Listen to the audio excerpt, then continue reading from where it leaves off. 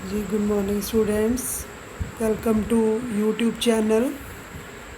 हाँ जी बेटा, आप some basic concept of macro economics करांगे। फर्स्ट टाइप्स ऑफ गुड्स ने गिवन। गुड्स ने अपने को टू टाइप्स ने final and intermediate goods. Final goods ਕਿਹੜੀਆਂ ਹੁੰਦੀਆਂ ਨੇ? ਕਹਿੰਦੇ final goods are those goods which have cross the boundary line of production and are ready for use by their final user. Final goods अपने कोल ਕਿਹੜੀਆਂ ਨੇ?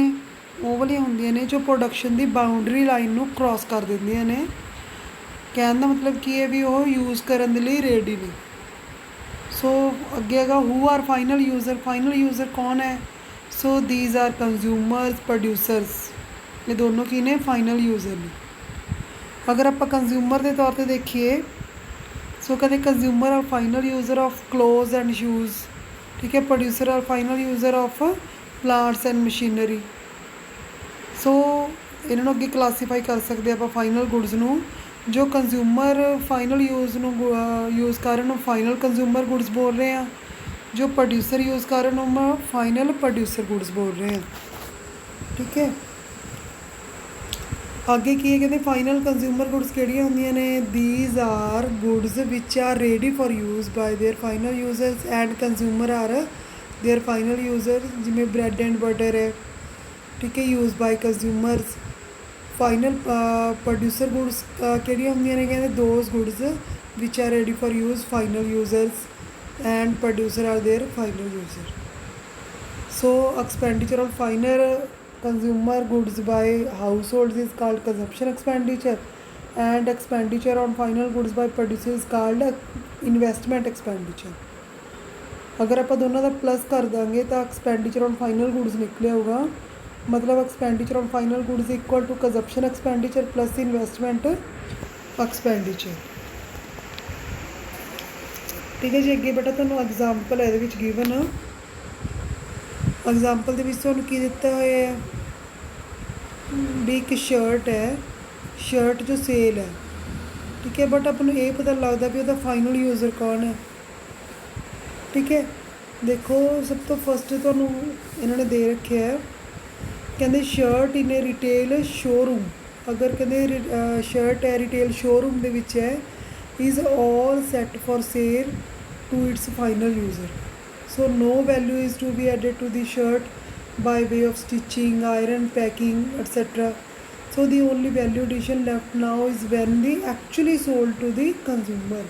कहते वैल्यू एडिशन कदों होगी? जो आप एक्चुअली इसनूं कंज्यूमर नूं सेल करांगे। सो हू इज़ फाइनल यूज़र? कहते if the retailer purchase this shirt for 400 rupees from wholesaler. कहते रिटेलर ने जी शर्ट है होलसेलर तो किन्ने की परचेज की है? 400 रुपीज़ की। ठीक है। और कंज्यूमर नूं सेल किन्ने दी कीती है? 500 रुपीज़ की। वैल्यू एडिशन किन्ने दी होगी? 100 रुपीज़। ठीक है। So this is a final stage of value addition to the shirt. ठीक है। इस टाइप की आप एग्जाम्पल दे सकते हैं। नैक्सट आ जाता है इंटरमीडिएट गुड्स। इंटरमीडिएट गुड्स किहड़ियां हुंदियां ने? कहंदे those goods which have not cross the boundary line of production. किहड़ियां हुंदियां ने? कहंदे जो बाउंड्री लाइन नूं क्रॉस नहीं करदी। So value is still to be added to those goods and these goods are not ready for use। So ये goods ने ਜਿਹੜੀਆਂ ਇਹਨਾਂ ਦੀ मतलब कोई वैल्यू एडिशन नहीं ਹੁੰਦੀ और ਇਹ यूज़ ਕਰਨ ਦੇ ਲਈ रेडी भी नहीं ਹੁੰਦੀ। ठीक है। एग्जाम्पल तुम दे सकते हो भी कोई भी एक्स फर्म है, वाई फर्म तो कुछ भी इंटरमीडिएट गुड्स परचेज कर रही है। ठीक है। काहदे लिए परचेज कर रही है? रीसेल करने वास्ते। अगर रीसेल करने वास्ते परचेज कर रही है तो उन्होंने की होंगी इंटरमीडिएट गुड्स होंगे। ठीक है। कोई एग्जाम्पल ले सकते हो लाइक वुड है परचेज बाय कारपेंटर। उनको कारपेंटर है वुड को परचेज कर रहे हैं। ठीक है। सो काहदे लिए परचेज कर रहे हैं? चेयर बनाने के लिए। सो वुड के लिए की होगी फिर? इंटरमीडिएट गुड होगी। ठीक है जी। So intermediate goods are those goods which are purchase by one firm from other firm for resale. ठीक है जी। अगे आप एग्जाम्पल दी हुई अगे फिर उस तो बाद एक्सपेंडिचर ऑन इंटरमीडिएट गुड्स आप किमें कढ़ सकते हैं? ਵੈਲਿਊ ਆਫ ਆਊਟਪੁੱਟ ਮਾਈਨਸ ਹੈ ਇੰਟਰਮੀਡੀਏਟ ਕੰਜ਼ੰਪਸ਼ਨ। ਇਹਦੇ ਨਾਲ ਆਪਾਂ ਐਕਸਪੈਂਡੀਚਰ ਔਰ ਇੰਟਰਮੀਡੀਏਟ ਗੁड्स जो है value of output minus intermediate consumption, ये अपने को की निकले आऊगी GDP निकले आऊगी, ग्रॉस वैल्यू एडिशन है फाइंड आउट हो जाएगी। अगला तो है दी सेम गुड में भी फाइनल और इंटरमीडिएट भी सेम गुड है, फाइनल भी हो सकती इंटरमीडिएट भी हो सकती है, बट ये किहदे उपर डिपेंड करता है, ठीक है, ये डिपेंड करता है वो एंड यूज़ के उपर। कहते it is very simple to differentiate final और इंटरमीडिएट गुड्स, भी काफ़ी सिंपल है भी आप पहचान कर सकते हैं भी वो गुड फाइनल है चाहे इंटरमीडिएट है, बट ये किहदे उपर डिपेंड करता, depends on end use of good के एंड यूज़ के उपर डिपेंड करता है। लाइक जिवें शुगर है, sugar used as raw material in production of biscuit की प्रोडक्शन के विच की होगा, शुगर है अपने को की होगा इंटरमीडिएट गुड होगी, ठीक है। But same sugar used by household in milk और टी, सेम गुड है जी मिल्क या टी के विच यूज़ होती है तो की होगी फाइनल गुड होगी। So like paper purchase by student, जो कोई पेपर है कोई भी स्टूडेंट परचेज कर रहे हैं, ठीक है, तो वो की होगा वो लिए फाइनल गुड होगी। बट अगर पब्लिशर उन्होंने परचेज कर रहे तो वो की होगी वो इंटरमीडिएट गुड होगी। अगला है what matter is and use of good. And use of good अपने को की मतलब होगा उसका एंड यूज़ आ, कहते while classifying goods as final और इंटरमीडिएट, भी जो आप इसमें क्लासीफाई कर लिया तो आप उसका एंड यूज़ गुड का की होगा। सो कहते you are to check what end use a good is put to, मतलब आपको चैक करना पऊगा भी ਉਹਦਾ यूज़ कादे लिए हो रहा है। अगर उन्होंने कोई प्रोड्यूसर रॉ मटीरियल के लिए यूज़ कर रहे हैं सो लिए वो इंटरमीडिएट गुड है, ठीक है, क्यों, क्योंकि कहते उन्होंने रीसेल करूगा अगे जाके प्रोड्यूसर। बट अगर कहते कोई हाउस होल्ड उन्होंने परचेज कर रहे हैं तो उन्होंने फाइनल कंजप्शन होगा, वो लिए की होगी वो फाइनल गुड होगी। कहने का मतलब की है ये चीज़ कि उपर डिपेंड करती है एंड यूज़ के उपर। अगे फाइनल तो इंटरमीडिएट गुड का डिफरेंस है। हम फाइनल गुड्स किहड़ियां ने कि these goods are not used as raw material for production of other goods during an accounting year. कहते ये रॉ मटीरियल के लिए यूज़ नहीं होंदियां ये वाली गुड्स प्रोडक्शन दे, बट जो इंटरमीडिएट ने वो रॉ मटीरियल के लिए यूज़ होंदियां ने। These goods may be used as a raw material. Second है these goods are not resold by firm, जो फाइनल गुड ने वो फर्म के द्वारा रीसेल नहीं होंदियां, बट जो इंटरमीडिएट ने उन्होंने रीसोल्ड किया जाता है। These goods may be resold. Third है जी these goods are outside the boundary line of production, final good है प्रोडक्शन की बाउंड्री लाइन तो बाहर होंदियां ने, बट इंटरमीडिएट ने एक ही ने बाउंड्री लाइन के अंदर ही होंदियां ने। These goods remain within the boundary line of production. Fourth है value is not added to be these goods, final goods की वैल्यू ये होर ऐड नहीं होंगी, बट इंटरमीडिएट के value is yet to be added to these goods. Fifth की है these goods are not include in estimation of national income. जो fifth point है, ठीक है, इनू थोड़ा सही करके लिखने वाला है। ये तुहानूं कोल की आऊगा भी फाइनल गुड्स है इन्हां दा आप इनकलूड करते हैं जिस टाइम आप नैशनल इनकम दा एस्टीमेशन लगा रहे हैं, बट जो इंटरमीडिएट गुड ने इन्होंने आप इनकलूड नहीं करते जिस टाइम आप नैशनल इनकम एस्टीमेशन कर रहे हैं, ठीक है। इन्हूं थोड़ा सही कर लिया अपने फिफ्थ पॉइंट में। अगे थोड़ी सिग्नीफिकेंस ने इन्होंने दोनों की डिफरेंसिस दियाँ सिग्नीफिकेंसिस की ने तुहाडे कोले, कहते ये व्यू पॉइंट तो भी नैशनल इनकम दा एस्टीमेशन के लिए difference between intermediate and final good is a special significance. कहते we know intermediate goods are those goods which are purchase by one firm from other, ठीक है, as a raw material. So when can these goods are used as a raw material in production of final good, so the value of intermediate goods get automatically include in the value of final goods. भी final goods के विच की है automatically include हो जाती है। कोई भी एग्जाम्पल बेटा तुसीं इत्थे दे सकते हो, तुहाडी बुक के विच भी ये सारी एग्जाम्पल इन्होंने गिवन है, बट जो आप इनू अगे दे अगे रीसेल करी जाने किसी भी चीज़ नूं तो वो वैल्यू अगे दे अगे ऐड हो जाती है, ठीक है। अगर कोई भी वैल्यू है ਇੱਕ ਤੋਂ ਜ਼ਿਆਦਾ ਵਾਰ ਆਪਾਂ ਉਹਨੂੰ ਇਨਕਲੂਡ ਕਰ ਦਾਂਗੇ ਤਾਂ ਉਹਨੂੰ ਆਪਾਂ ਡਬਲ ਕਾਊਂਟਿੰਗ ਬੋਲਦੇ ਹਾਂ। ਠੀਕ ਹੈ, ਕੋਈ ਵੀ ਵੈਲਿਊ ਹੈ ਇੱਕ ਤੋਂ ਜ਼ਿਆਦਾ ਵਾਰ ਐਡ ਹੋ ਚੁੱਕੀ ਤਾਂ ਆਪਾਂ ਉਹਨੂੰ ਕੀ ਬੋਲ ਰਹੇ ਹਾਂ, ਡਬਲ ਕਾਊਂਟਿੰਗ ਬੋਲ ਰਹੇ ਹਾਂ। ਠੀਕ ਹੈ, ਅੱਗੇ ਆ ਗਿਆ ਜੀ consumer goods and capital goods. Consumer ਜਾਂ ਕੰਜ਼ਪਸ਼ਨ ਗੁੱਡਸ ਆਪਣੇ ਕੋਲ ਕਿਹੜੀਆਂ ਨੇ, ਕਹਿੰਦੇ these goods which are directly used for the satisfaction of human wants. ਜੋ ਹਿਊਮਨ ਵਾਂਟਸ ਨੂੰ ਡਾਇਰੈਕਟਲੀ ਸੈਟੀਸਫਾਈ ਕਰਦੀਆਂ ਨੇ ਉਹ ਆਪਣੇ ਕੋਲ ਕੀ ਨੇ, ਕੰਜ਼ਿਊਮਰ ਗੁੱਡਸ ਨੇ। ਕਹਿੰਦੇ these are not used in production of other goods. Other goods ਦੇ ਪ੍ਰੋਡਕਸ਼ਨ ਦੇ ਵਿੱਚ ਆਪਾਂ ਇਹਨਾਂ ਨੂੰ ਯੂਜ਼ ਨਹੀਂ ਕਰਦੇ, ਲਾਈਕ ਜਿਵੇਂ ਆਈਸਕ੍ਰੀਮ ਐਂਡ ਮਿਲਕ ਹੈ ਯੂਜ਼ਡ ਬਾਈ ਹਾਊਸ ਹੋਲਡ। ਠੀਕ ਹੈ, ਇਹ ਆਪਣੇ ਕੋਲ ਕੀ ਨੇ, ਕੰਜ਼ਿਊਮਰ ਗੁੱਡਸ ਨੇ। ਅੱਗੇ ਕੰਜ਼ਿਊਮਰ ਜੋ ਕੰਜ਼ਪਸ਼ਨ ਗੁੱਡਸ ਨੇ ਆਪਾਂ ਨੂੰ ਕਲਾਸੀਫਾਈ ਕੀਤੀਆਂ ਹੋਈਆਂ ਨੇ, ਕਿੰਨੇ ਟਾਈਪ ਦੀਆਂ ਨੇ, durable goods, semi durable goods, non durable goods and services. First ਆ ਗਿਆ ਡਿਊਰੇਬਲ ਗੁੱਡਸ। ਡਿਊਰੇਬਲ ਗੁੱਡਸ ਕਿਹੜੀ ਹੁੰਦੀਆਂ ਨੇ, ਕਿ those goods which can used for several years and are of relatively high value. Durable consumer goods ਕਿਹੜੀਆਂ ਨੇ, ਉਹ ਵਾਲੀਆਂ ਗੁੱਡਸ ਨੇ ਜੋ ਕਾਫੀ ਮਤਲਬ ਸਾਲਾਂ ਦੇ ਲਈ ਯੂਜ਼ ਕੀਤੀਆਂ ਜਾਂਦੀਆਂ ਨੇ, ਕਾਫੀ ਸਾਲ ਆਪਾਂ ਉਹਨਾਂ ਨੂੰ ਸੰਭਾਲ ਕੇ ਰੱਖ ਸਕਦੇ ਹਾਂ ਔਰ ਇਹਨਾਂ ਦੀ ਵੈਲਿਊ ਕੀ ਹੁੰਦੀ ਹੈ, ਹਾਈ ਹੁੰਦੀ ਹੈ। ਲਾਈਕ ਸਕੂਟਰ ਹੈ, ਵਾਸ਼ਿੰਗ ਮਸ਼ੀਨ ਹੈ, ਕਾਰ ਹੈ, ਇਹ ਆਪਣੇ ਕੋਲ ਕੀ ਨੇ, ਡਿਊਰੇਬਲ ਗੁੱਡਸ ਨੇ। ਸੈਮੀ ਡਿਊਰੇਬਲ ਗੁੱਡਸ ਕਿਹੜੀਆਂ ਨੇ, those goods which can be used for period of 1 year ਔਰ ਸਲਾਈਟਲੀ ਮੋਰ। ਜਿਹੜੇ ਕਹਿੰਦੇ 1 ਸਾਲ ਜਾਂ 1 ਸਾਲ ਤੋਂ ਜ਼ਿਆਦਾ ਲਈ ਜ਼ਿਆਦਾ ਟਾਈਮ ਦੇ ਲਈ ਆਪਾਂ ਸੰਭਾਲ ਕੇ ਰੱਖ ਸਕਦੇ ਹਾਂ, ਲਾਈਕ ਕਲੋਥਸ ਹੈ, ਫਰਨੀਚਰ ਹੈ, ਕਰੋਕਰੀ ਹੈ, ਇਲੈਕਟ੍ਰਿਕ ਗੁੱਡਸ ਨੇ। ਅੱਗੇ ਨॉन ਡਿਊਰੇਬਲ ਗੁੱਡਸ ਕਿਹੜੀਆਂ ਨੇ, ਕਹਿੰਦੇ ਜਿਨ੍ਹਾਂ ਦਾ ਆਪਾਂ ਸਿੰਗਲ ਯੂਜ਼ ਕਰ ਸਕਦੇ ਹਾਂ, like non durable goods are those goods which are used in single act of consumption, like vegetables ਹੈ, ਫਰੂਟਸ ਹੈ, ਠੀਕ ਹੈ, ਮਿਲਕ ਹੈ, ਟੀ, ਪੈਟਰੋਲ, ਕੁਝ ਵੀ ਲੈ ਸਕਦੇ ਹੋ, ਇੰਕ ਵੀ ਆਪਾਂ ਜੋ ਇੱਕ ਵਾਰ ਯੂਜ਼ ਕਰ ਲਿਆ ਉਹਨੂੰ ਆਪਾਂ ਦੁਬਾਰਾ ਯੂਜ਼ ਨਹੀਂ ਕਰ ਸਕਦੇ, ਜਿਹਦੇ ਕਰਕੇ ਆਪਾਂ ਇਹਨੂੰ ਨॉन ਡਿਊਰੇਬਲ ਗੁੱਡਸ ਬੋਲ ਰਹੇ ਹਾਂ। ਠੀਕ ਹੈ ਜੀ, ਅੱਗੇ ਆ ਗਿਆ ਸਰਵਿਸਿਜ਼। ਸਰਵਿਸਿਜ਼ ਕਿਹੜੀਆਂ ਹੋਣਗੀਆਂ, services are those non material goods which are directly satisfy human wants. ਕਹਿੰਦੇ ਆਪਣੇ ਕੋਲ ਨॉन ਮੈਟੀਰੀਅਲ ਗੁੱਡਸ ਹੋਣਗੀਆਂ ਜੋ ਹਿਊਮਨ ਵਾਂਟਸ ਨੂੰ ਡਾਇਰੈਕਟਲੀ ਸੈਟਿਸਫਾਈ ਕਰਨਗੀਆਂ। ਐਗਜ਼ਾਮਪਲ ਕਿ ਜਿਵੇਂ ਡਾਕਟਰ ਹੈ, ਲਾਇਰ ਹੈ, ਡੋਮੈਸਟਿਕ ਸਰਵੈਂਟ ਹੈ, ਠੀਕ ਹੈ, ਇਹਨਾਂ ਦੇ ਸਾਰੇ ਸਰਵਿਸਿਜ਼ ਨੇ ਇਹਦੇ ਵਿੱਚ ਇਨਕਲੂਡ ਹੋਣਗੇ। ਠੀਕ ਹੈ ਜੀ, ਅੱਗੇ ਨੈਕਸਟ ਆ ਗਿਆ ਆਪਣੇ ਕੋਲ ਕੈਪੀਟਲ ਗੁੱਡਸ।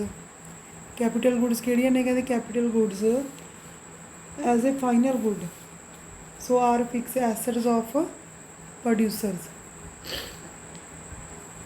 ਕਹਿੰਦੇ these goods are like plant and machinery. ਠੀਕ ਹੈ, ਇਹ ਕਹਿੰਦੇ ਕੀ ਹੋਊਗੀ, ਪ੍ਰੋਡਿਊਸਰਸ ਦੀ ਫਿਕਸ ਐਸੈਟਸ ਹੋਊਗੀ। ਇਹਦੇ ਵਿੱਚ ਕੀ ਕੁਛ ਇਨਕਲੂਡ ਹੋਊਗਾ, ਪਲਾਂਟ ਐਂਡ ਮਸ਼ੀਨਰੀ। ਠੀਕ ਹੈ, R repeatedly used in the process of production for several years, ਜੋ ਕਾਫੀ ਸਾਲਾਂ ਦੇ ਵਿੱਚ ਪ੍ਰੋਡਕਸ਼ਨ ਦੀ ਪ੍ਰੋਸੈਸ ਦੇ ਦੌਰਾਨ ਰਿਪੀਟ ਹੋਈ ਜਾਂਦੇ ਬਾਰ-ਬਾਰ। ਜਿਵੇਂ ਮਸ਼ੀਨ ਹੈ ਜਾਂ ਪਲਾਂਟ ਹੈ ਉਹਨੂੰ ਯੂਜ਼ ਕਰੀ ਜਾਂਦੇ ਆ ਪ੍ਰੋਡਕਸ਼ਨ ਦੇ ਲਈ ਬਾਰ-ਬਾਰ। ਠੀਕ ਹੈ, ਸੋ ਇਹ ਕੈਪੀਟਲ ਗੁੱਡਸ ਹੋਣਗੀਆਂ ਤੁਹਾਡੇ ਲਈ। ਇਹਨਾਂ ਦੀ ਜੋ ਵੈਲਿਊ ਹੋਊਗੀ ਉਹ ਕੀ ਹੋਊਗੀ, ਹਾਈ ਹੋਊਗੀ। So capital goods are those goods which used in process of production for several year and which are of high value. So these goods are fix assets of producer like plant and machinery. ਠੀਕ ਹੈ ਜੀ, ਅੱਗੇ ਆ ਗਿਆ all machines are not capital goods. ਵੀ ਸਾਰੇ type ਦੀਆਂ ਮਸ਼ੀਨਾਂ ਨੇ ਉਹ ਕੈਪੀਟਲ ਗੁੱਡਸ ਨਹੀਂ ਹੁੰਦੀਆਂ। ਦੇਖੋ ਕਹਿੰਦੇ ਜ਼ਰੂਰੀ ਨਹੀਂ ਹੈਗਾ ਵੀ ਸਾਰੇ ਟਾਈਪ ਦੀਆਂ ਜੋ ਮਸ਼ੀਨਸ ਨੇ ਉਹ ਆਪਣੇ ਕੋਲ ਕੈਪੀਟਲ ਗੁੱਡਸ ਨੇ।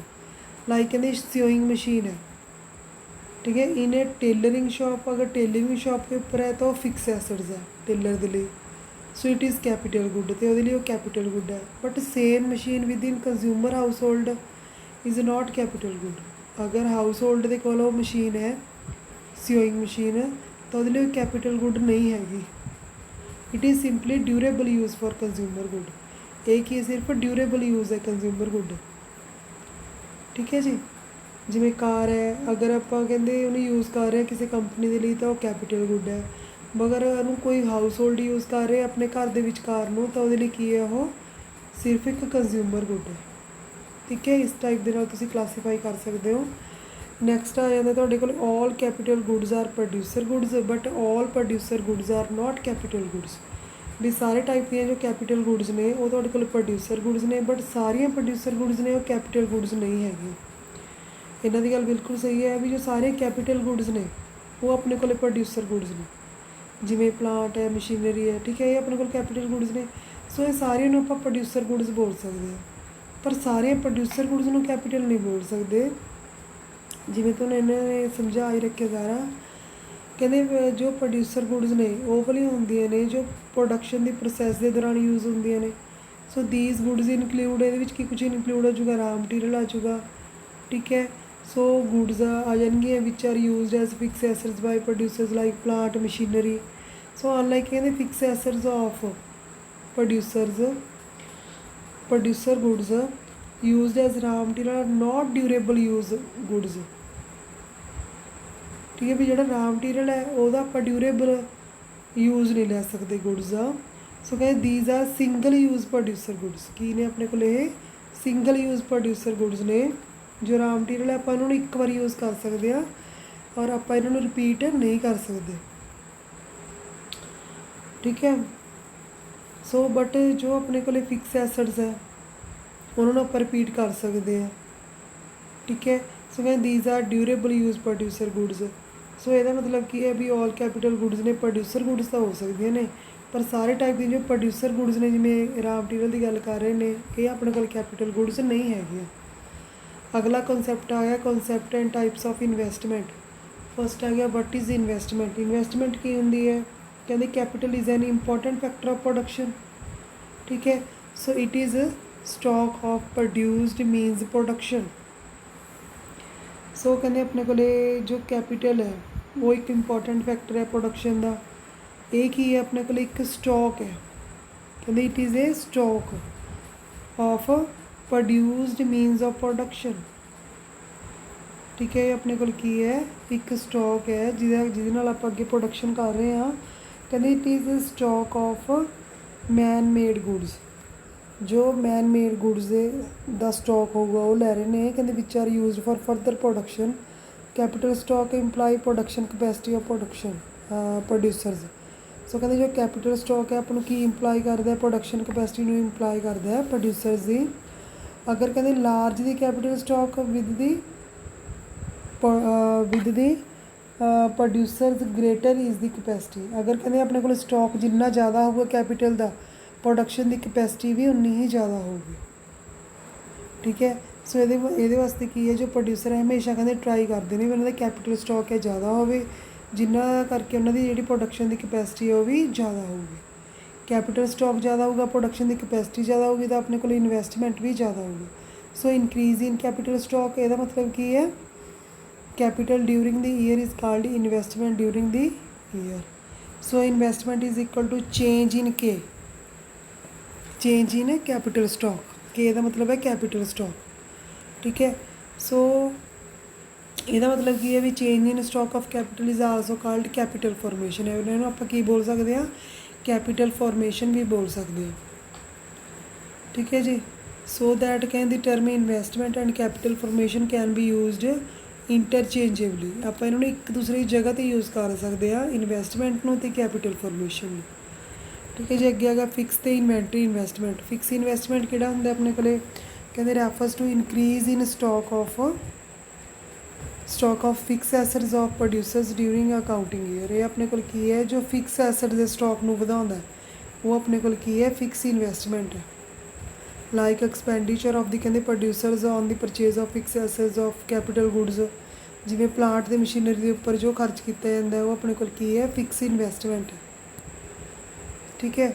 ਲਾਈਕ ਜਿਵੇਂ ਇਹਨਾਂ ਨੇ ਐਗਜ਼ਾਮਪਲ ਦਿੱਤੀ ਹੋਈ ਹੈ ਵੀ ਸਪੋਜ਼ ਕਰ ਲਓ ਤੁਹਾਡੇ ਕੋਲ 2010 ਦੇ ਵਿੱਚ ਪ੍ਰੋਡਿਊਸਰਸ ਦੇ ਉੱਪਰ 5 machine the stock C, but 2010 ਦੇ ਐਂਡ ਦੇ ਵਿੱਚ ਆਪਣੇ ਕੋਲ 7 ਮਸ਼ੀਨ ਦਾ ਸਟਾਕ ਹੋ ਗਿਆ।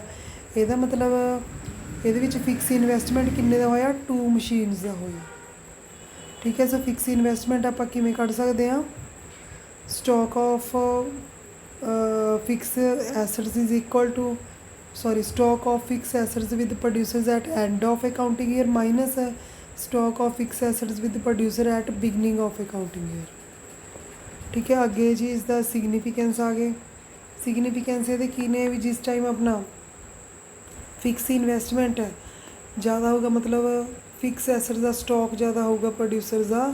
ਇਹਦਾ मतलब की है it implies increase in number of plants and machinery. ਇਹਦਾ मतलब प्लांट ਤੇ ਮਸ਼ੀਨਰੀ ਵੀ ਜ਼ਿਆਦਾ ਹੋਣਗੀਆਂ। ਇਹਦੇ ਨਾਲ ਕੀ ਹੋਊਗਾ increase in scale of production. ਇਹਦੇ ਨਾਲ ਪ੍ਰੋਡਕਸ਼ਨ ਦਾ ਸਕੇਲ ਵਧੂਗਾ, ਜਿਸ ਦੇ ਨਾਲ ਕੀ ਹੋਊਗਾ ਆਪਣੇ ਕੋਲੇ ਪ੍ਰੋਡਿਊਸਰਸ ਦੇ ਵਿੱਚ ਮਤਲਬ ਪ੍ਰੋਡਕਸ਼ਨ ਦੀ ਇੰਪਰੂਵਮੈਂਟ ਹੋਊਗੀ, ਆਊਟਪੁੱਟ ਵਧੂਗੀ, ਆਊਟਪੁੱਟ ਦਾ ਲੈਵਲ ਵਧੂਗਾ, ਜਿਸ ਦੇ ਨਾਲ ਆਪਣੀ ਇਕੋਨਮੀ ਦੀ ਡਿਵੈਲਪਮੈਂਟ ਹੋਊਗੀ। ਠੀਕ ਹੈ ਜੀ, ਓਕੇ ਬੇਟਾ।